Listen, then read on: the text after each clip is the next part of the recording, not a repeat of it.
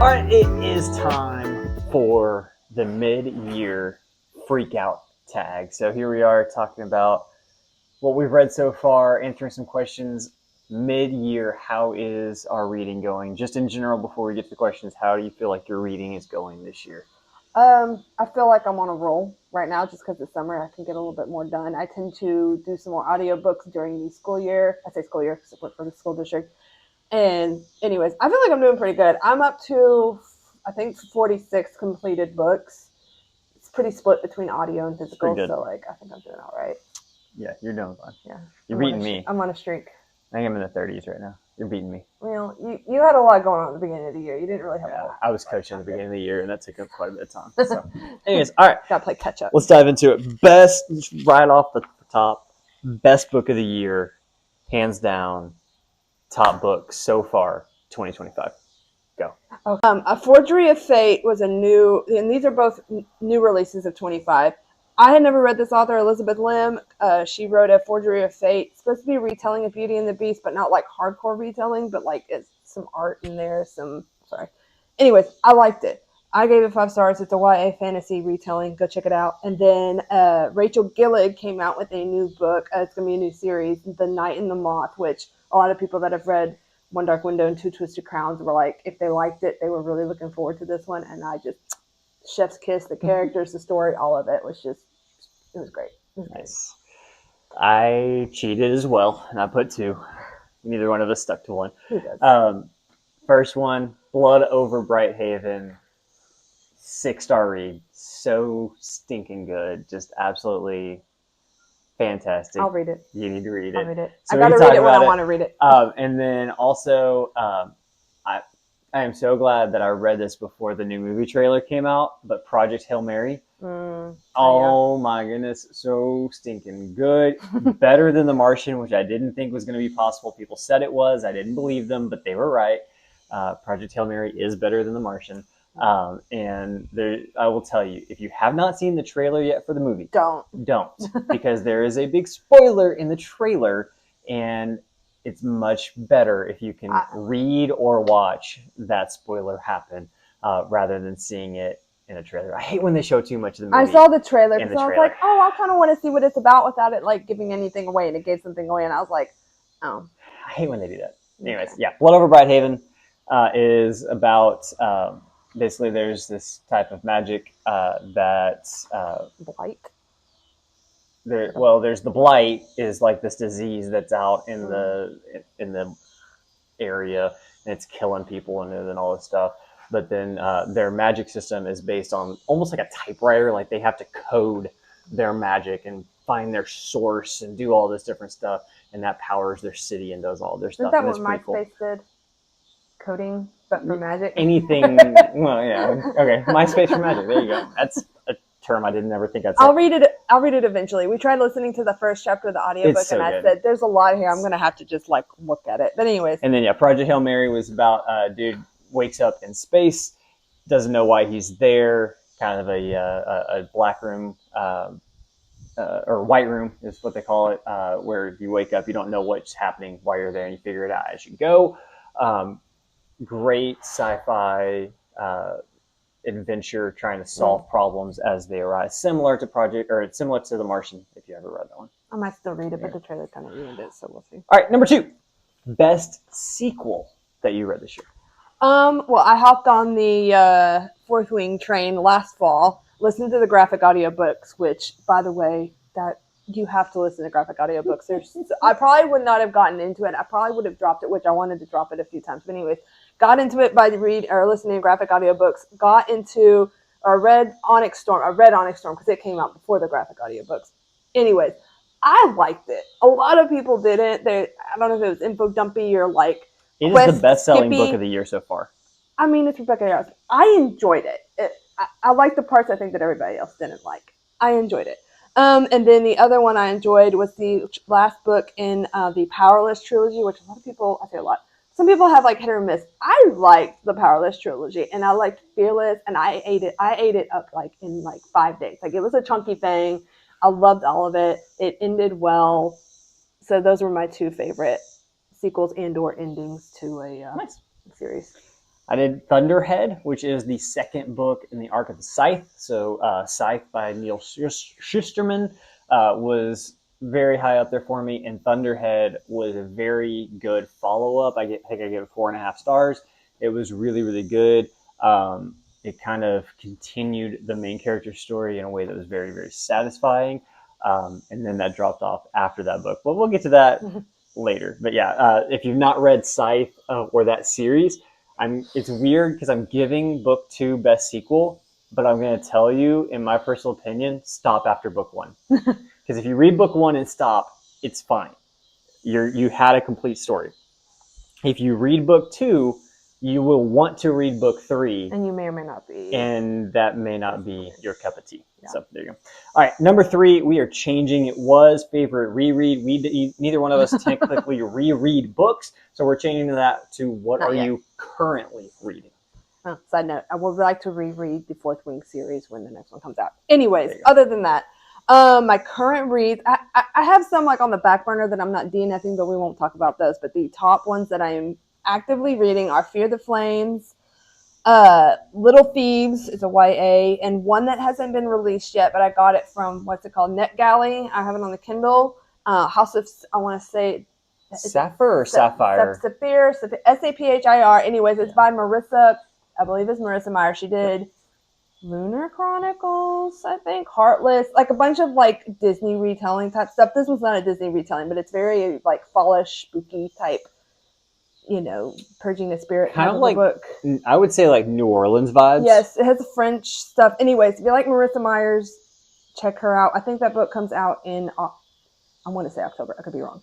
And then... Yeah, I read that one too, and I enjoyed it. I love all of her books. It's a good time. It's not like life-changing. It's a good time. I enjoy every single one of her books. And then on the side, when there's nothing else for me to listen to on audiobook, on Libby or something, I'm doing Priory of the Orange Tree.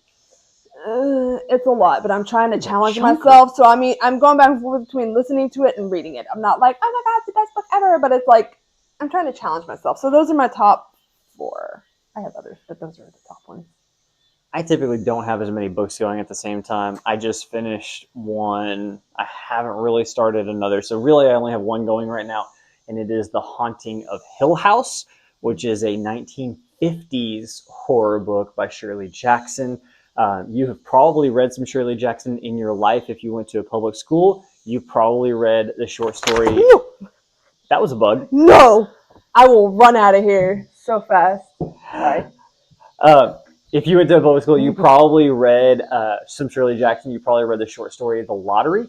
That's the one that she is most known for. But you can tell it was written in the 50s. The language that they used, the prose, the writing style, all of that. It's a little slow, but it's short. And so I'm about halfway through it, and I'll finish it. You can definitely tell a difference between that and, say, modern horror like Dean Koontz or Grady Hendrix. It's definitely taking its time to develop. Like I said, I'm a little over halfway through it right now, and the house is finally starting to be haunted. So there's that. I'm not expecting the cliche, let's go hide behind the chainsaws or any of that kind of horror stuff in it. I think it's going to be more of a slow burn, people kind of slowly going crazy is what I'm expecting out of the end of it. But pretty decent so far. All right, number 4. Genre you have been loving. I pretty much stick to fantasy, the fantasy realm, YA fantasy, some romantasy, kind of just depends on how fast we hit the, spicy stuff, or adult fantasy. I'm not super huge on the sci-fi fantasy maybe, but I'm not, it tends to stick to like the magical-esque type stuff. I used to do dystopian, but now I'm more magical fantasy type stuff. So I'm hitting more into magical realism. So not like super magic. So not like the Blood Over Whitehaven where you just have obvious magic everywhere. Magical realism are elements in the world are magical, but they're done in such a way that it just feels like that's how the world is. Like it's so. For an example, the book I just finished, I gave 4 stars to The Life Impossible by Matt Haig. And that book, there is like an alien life form, but it's not treated like an alien encounter, like a typical sci-fi. It's treated more of like, yeah, this is just how the world works. It's not like, oh, you have a wizard over here doing magic. Another example is one that I really loved this year was called Remarkably Bright Creatures, which in that it's not like super heavy on the magical realism, but you have an octopus that is basically sentient. That like it thinks for itself. You read the thoughts of the octopus. So like it's technically magical realism because like you have a octopus that is doing things. I could say magical realism. But it's done in a way that's like, yeah, that's just the world. Yeah. I do like real world with like a touch of fantasy. Also sidelines, I like to do like a little thriller. So just All right, number 5. New book that you haven't read yet, but you want to. So I had to read that again. So it's out. It's probably came out this year, but you haven't gotten to it yet. I love a good Frida McFadden book. They're not like 5-star reads by any means, but it's just a quick, like I can purge it in like 2 days read. I want to read The Tenant. And then A Harvest of Hearts. I had to go back and look at this when it came out. I didn't know anything about it. I saw it at Walmart. I like the cover. It's on Amazon for under $10. I'll learn it later, but it's not a big thing. I forgot what it's about. We'll put the synopsis up, but I think people kind of have to eat hearts. I don't know. It's not gory. It's magical. But I don't know. I'd have to read it again. I really don't remember. But when I looked at it, I was like, ooh, that sounds good. Yeah, sometimes there's just titles that you're like, I know I want to read it. I can't tell you. A Harvest of Hearts. We'll put the synopsis up here. You can pause it and read it. But yeah, Frida McFadden and those two. I had to go back and look. Nice. But yeah, those two are out and would like to read them at some point. Nice. Yeah. I would love to read Anji Kills a King, written by a book. I think he's mainly on Instagram, Book Talker. But anyways, he wrote a book. I think his Book Reviews Kill is his channel, but it's called Anji Kills a King, and Anji literally kills a king. It's on like the title and like on page 1, and so the whole book is, from what I understand, supposed to be like the aftermath of having done that type of thing. So Anji having to live with the effects of having killed a king, and all the people that aren't happy about that, and all of the consequences that now arise from Anji killing a king. Just killing in general. So there you go. All right. Number 6 was, what is your most anticipated release of the second half of the year? So what are you looking forward to that's coming out later? Book 2 of When the Moon Hatched is called The Ballad of Falling Dragons by Sarah A. Parker. It comes out in October. And then The Things Gods Break, which is book 2 of the Games Gods Play by Abigail Owen. Both of them, I think When the Moon Hatched is kind of like a high fantasy. It's not super dragony, but I don't know. I like the writing. I thought it was a pretty beautiful story. The Games Gods Play is book 1. Book 2, The Things Gods Break. It's like has Greek mythology in it. Hades is in there. The gods are in there. There's games played in the first book, and then the second book. I don't want to give it away, but basically some of the characters from book 1 are in book 2 and something. Anyway, there's Greek mythology in there, but like fantasy-ish, but kind of, I don't know. I enjoyed it. I like the humor. I like the characters. And so we're going to roll with it. That one comes out in September. Sweet. I requested it from my library, so I hope they get it. That's where you treat the library like it's your personal shopper. Well, would you rather me go spend money? Because that's I'm not pre-ordering that one. I read the first one at the library. Yep. And the second one will be read at the library. So I've got 2 on my list that I'm waiting for. Brigands and Bread Knives is the first one. That is the 3rd book in the Travis Baldree series of cozy fantasy novels. You had, my mind just blanked on the first one. I'm thinking of the cover. Oh. Orcs that are running a tea shop or something, or a coffee shop. What is the name of that? We'll put it right here. Oh my gosh, I feel like is it such a failure. Yes, and it's fantastic, and it's amazing, and I can't think of the name of the first Legends or and second. Lattes. Legends and Lattes, that's it. Coffee shop, not tea shop. So yes, Legends and Lattes was amazing. The second book was almost as good. It was very, very, very good. And so I'm looking forward to number 3. Enjoy me some cozy fantasy. And then the other one that I have on my list is Glorious Rivals. And this is the new one in the whole Grandest Game series. So this was the Inheritance games. And now we're in the second. They're coming out with more?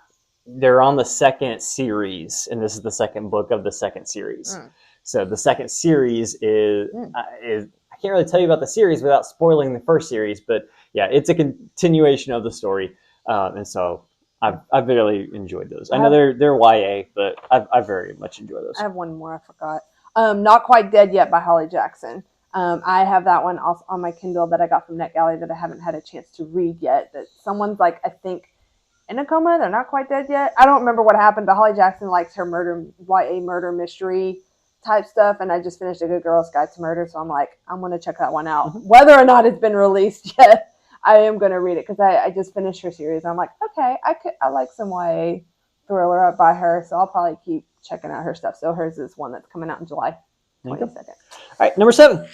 Biggest disappointment. I did this one on audiobook. I did All These Bodies by... I just now figured it out. It's Kendare Blake. My brain wants to see Kendra Blake. She did the 3 Dark Crowns series. There's 4 of them, and it's a fantasy. I thought it was great. It was a little dark. I liked it. And I was like, ooh, I need to check out All These Bodies.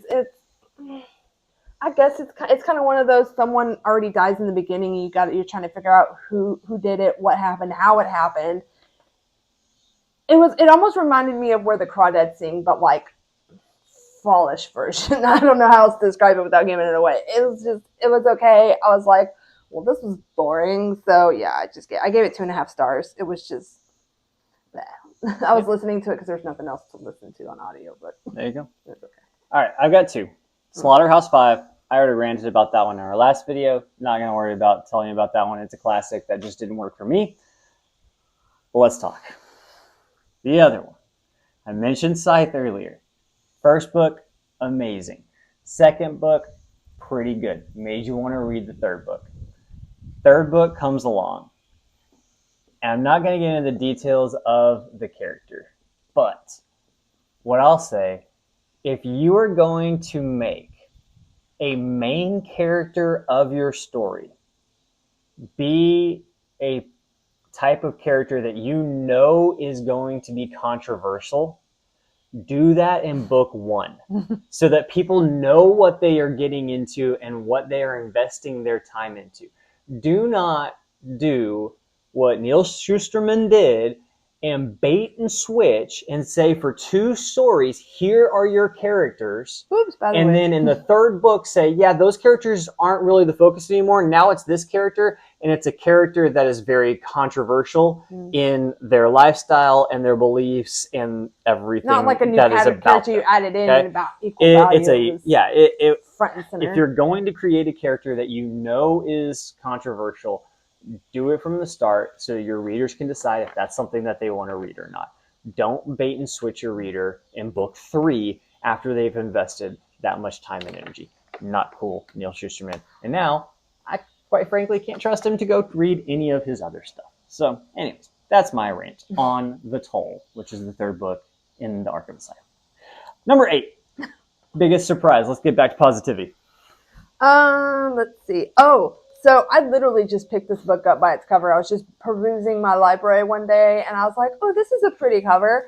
I picked it up, and I read it, and I was like, this kind of sounds good. It took me a minute to get into it, but it was The Last Murder at the End of the World by Stuart Turton. He also did The 7.5 Deaths of Evelyn Hardcastle, which they don't have, but I would like to read.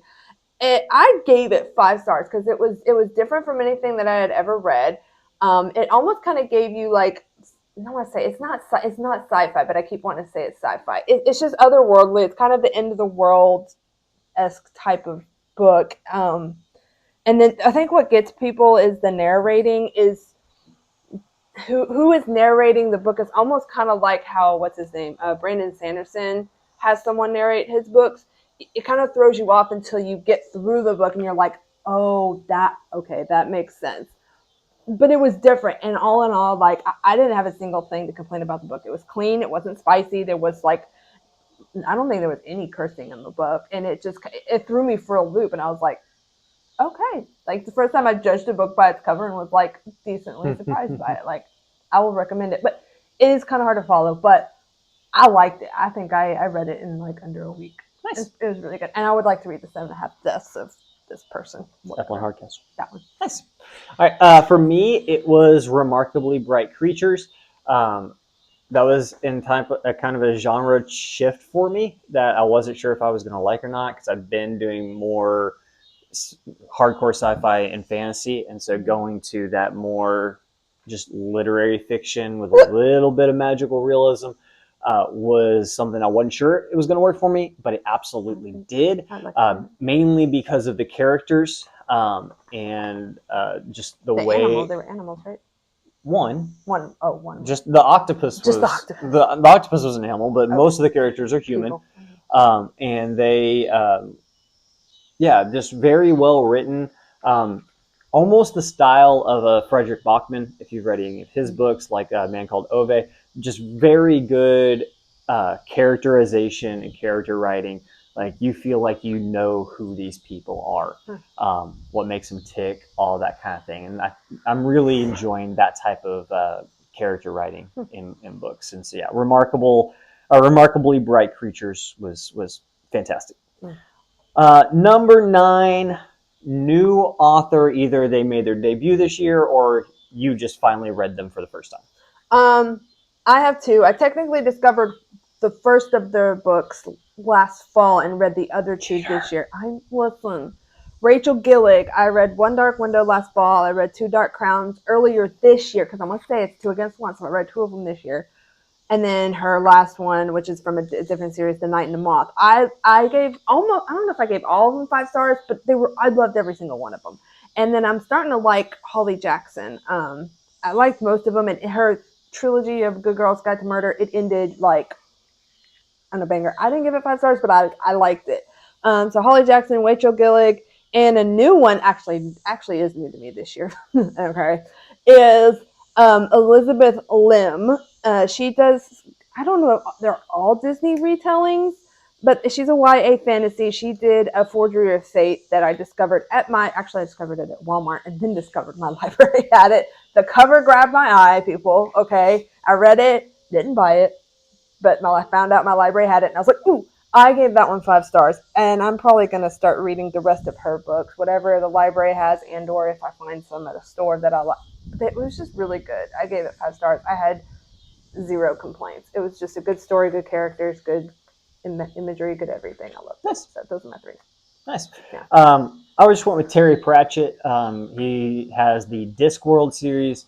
Now, obviously not a new author because he's now passed away, but he is new to me. Finally read some Discworld, Terry Pratchett this year, and I've enjoyed that. If you're not familiar with Discworld, it is absurdist fantasy. There is a flat world, hence Disc World, that is resting upon the backs of 4 elephants, which are in turn resting upon the back of a giant turtle floating through space. The library has graphic novels of that. Yes, they have a few graphic novels. So I've read a few of those and have very much enjoyed them. Basically, where Hitchhiker's Guide to the Galaxy would be like absurd science fiction, this would be absurd fantasy. And so kind of those vibes. Like the first one that I read that I really kind of got me hooked was Going Postal.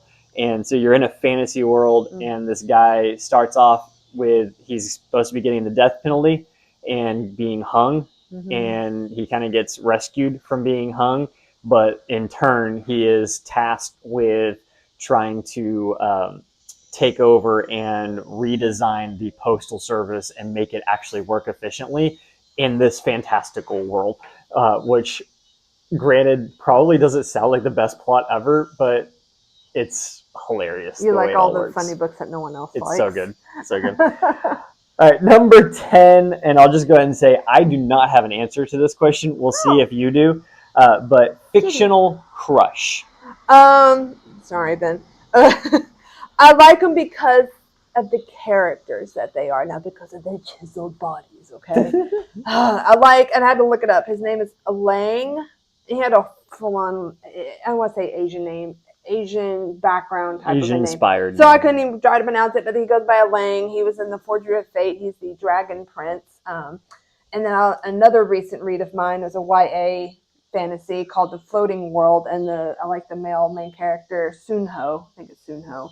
It's just really, there's another really good book you need to check out. I think it came out this year as well. And I'll continue to, I might read those too.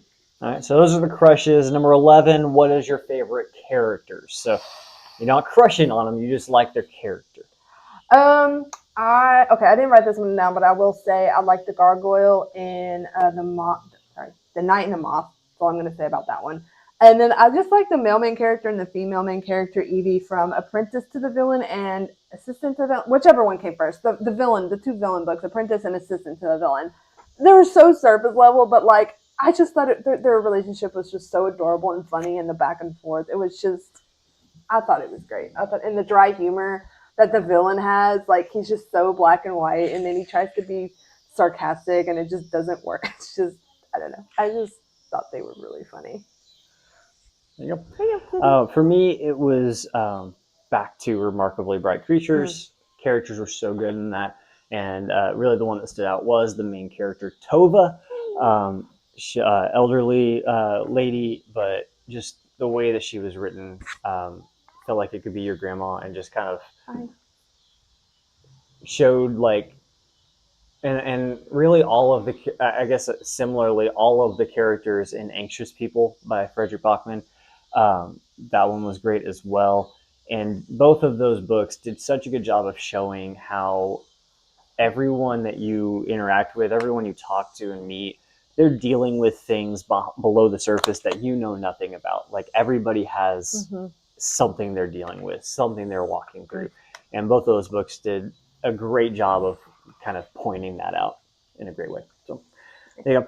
And that kind of leads to number 12, a book that made you cry. I have yet to cry in a book. I came really close one time listening to an audiobook. Okay, so it's the Daughters of Aviel, which I didn't finish because they just kind of got more predictable and cheesier as they went. But they're another kind of retelling of Disney princesses characters, sort of, but in like a fun way, predictable. I enjoyed it up until like the 6th or the 7th one, and I was just like, but I liked Obscene Song. I don't remember which one that is. That might be number 3 or 4, somewhere around there. Anyways, there was a side character in there, and I won't give anything away, but like, I don't know, there was something that happened, and I was just like, but I like that. I like that character. Anyways, like I came really close. I don't know, you get attached to some characters in some stories, and I was just like, but.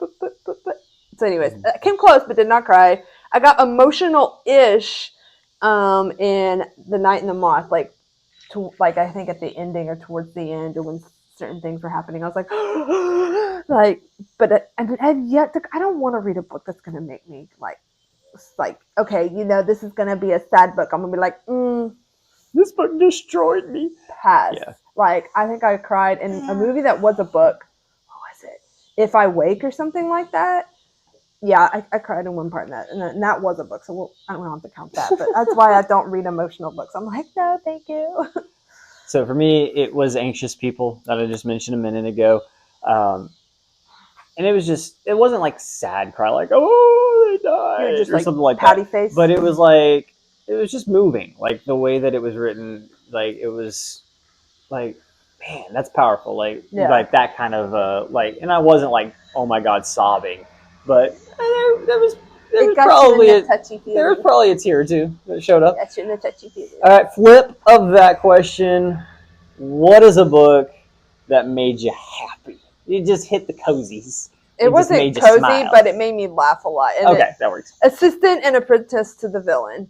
Both of them equally made me just like laugh out loud just throughout the entire thing. I love the humor, and it was like, again, it's very surface level. There's not a whole lot of world building, some character building, but it was good humor. I love the sarcasm, I love the joking, the back and forth. They like super cheesy upfront, like make fun of fantasy type of like it's nothing original. The meta humor of you just making have fun to of read itself. it. It's like heads dangling from the ceiling, a frog holding up a sign that like talks, and like it's just magical. It's cheesy, but like not like Hitchhiker's Guide to the Galaxy, like don't know, fever dream fantasy, not like sci-fi. It's not like that. You understand what's going on, but it doesn't take a lot of brain power. And it was just, I enjoyed it, and I plan on reading the third one whenever that one does. And you're going to read it, and you're going to love it. It's just, you just want something light and just not, dense. Excuse me. Apprentice and Assistant to the Villain was just, I loved it. Don't you dare. That's Orange Chicken. He's a stray cat that's been hanging around. That's my tushy. Hey. Those are my shorts. What are you doing? He's eating my shorts. What are you doing, Orange Chicken? That's Orange Chicken. He's got a sister, Chicken Nugget, and they've been hanging around. So, anyways, Neighbor cats. Made me happy is Before the Coffee Gets Cold.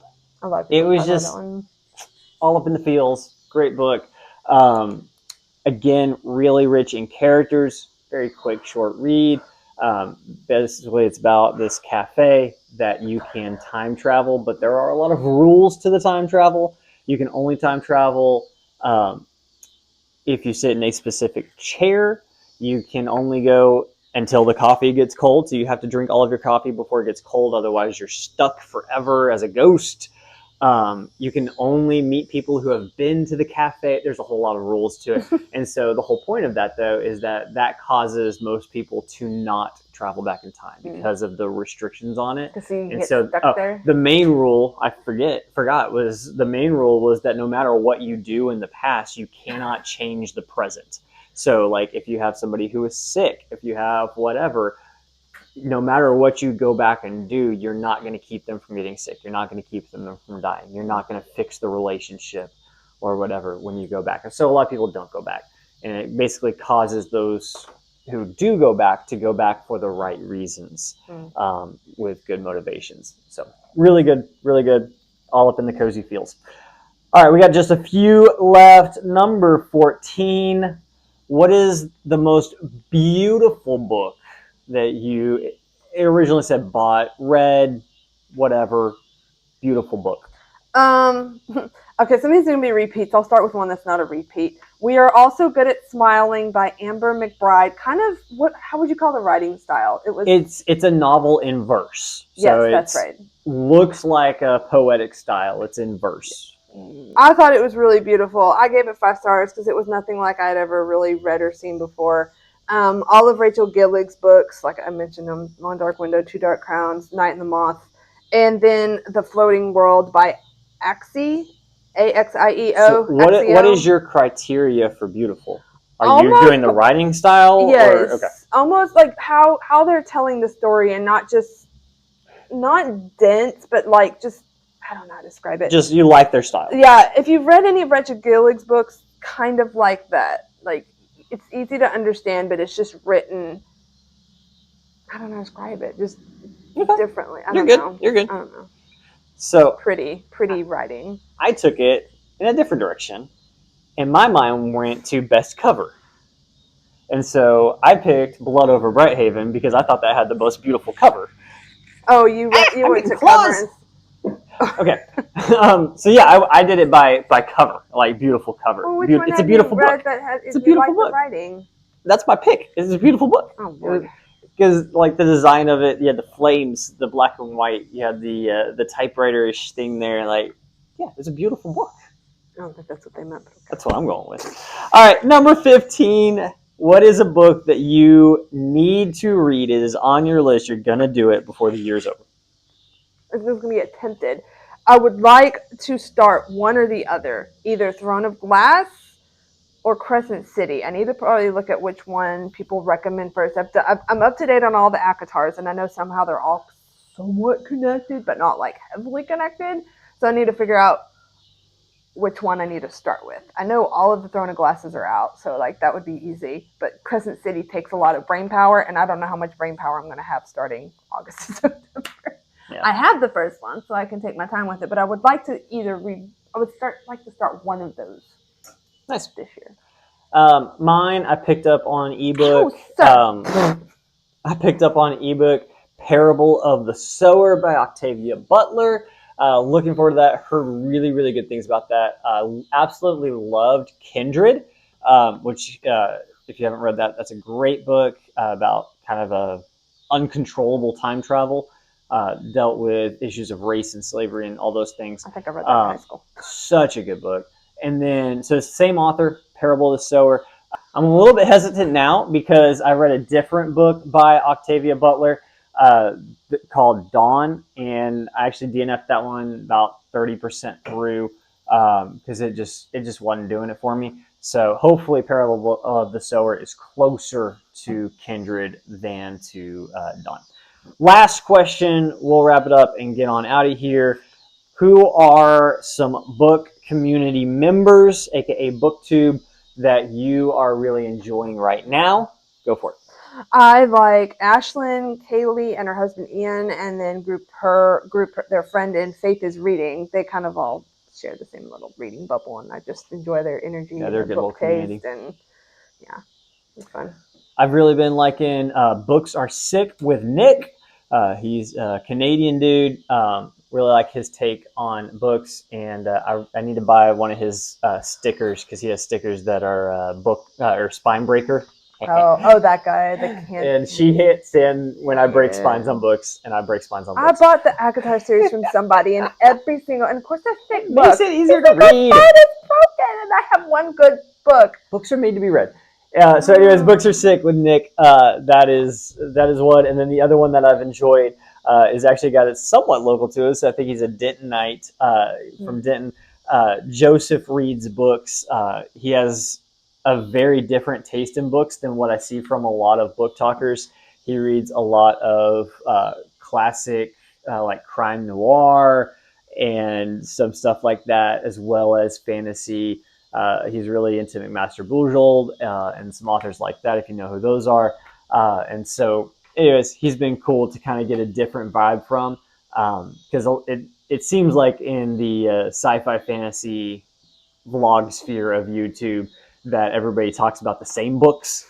And I feel like Books Are Sick and Joseph Reed's books do a good job of kind of getting outside of just the flow of what everyone else is reading. Yeah. And so I've enjoyed that. All right. Well, I guess that is our mid-year freak out. Not too freaked out. We've both had a pretty good reading year so far. I'm going to have to get on it because I can't let her beat me in the amount of books that we've read for the year. It'll all start slowing down here in about a month or two. Just saying. So anyways, that's all we've got. But thanks for watching. Thanks for hanging out with us. Go read a book. Or two.